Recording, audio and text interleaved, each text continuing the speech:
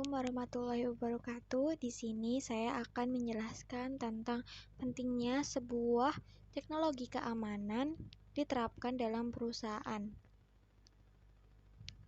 Selama ini banyak orang yang beranggapan bahwa keamanan data itu identik dengan industri teknologi, padahal sebuah perusahaan itu harus memiliki keamanan data yang tinggi pula, karena semua perusahaan yang memanfaatkan saluran daring untuk menyimpan data serta informasi itu harus memiliki perhatian khusus pada bidang ini.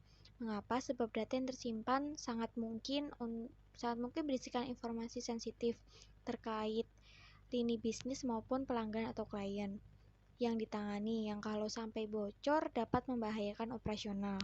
Contohnya seperti perusahaan seperti bank, perusahaan perdagangan, dan lain-lain.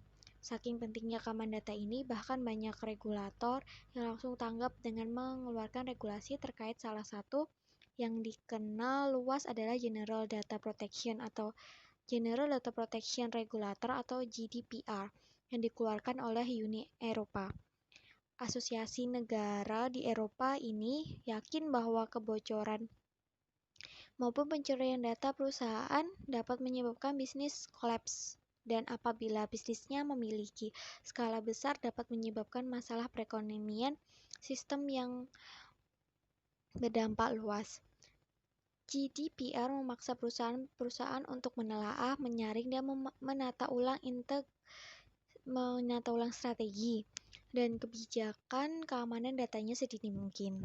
Nah, ada beberapa bentuk penyerangan atau kejahatan cyber yang dapat menyerang perusahaan dan mendatangkan risiko tinggi bagi operasional bisnis mereka. Yang pertama, ransomware. Penyerangan menginstal perangkat lunak untuk mematikan sistem bisnis atau membuat bisnis menjadi offline. Tebusan harus dibayar sebelum ransomware dihapus atau dinonaktifkan. Dalam variasinya sih, penyerang mengancam membuat data korup sehingga tidak dapat digunakan jika uang tebusan tidak dibayarkan.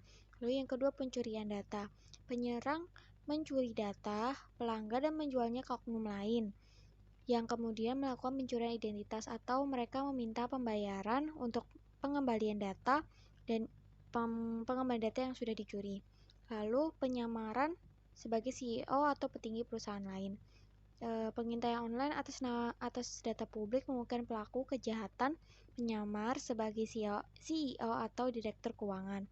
Pelaku kemudian dapat meminta perubahan detail pembayaran pada faktur dan mengalihkan pembayaran ke akun mereka sendiri. Lalu yang selanjutnya, penambangan Bitcoin.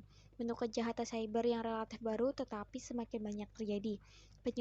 Penyerang memaksa perangkat lunak pada sistem TI atau teknologi informasi perusahaan dan membajak prosesor untuk menghasilkan mata uang kripto.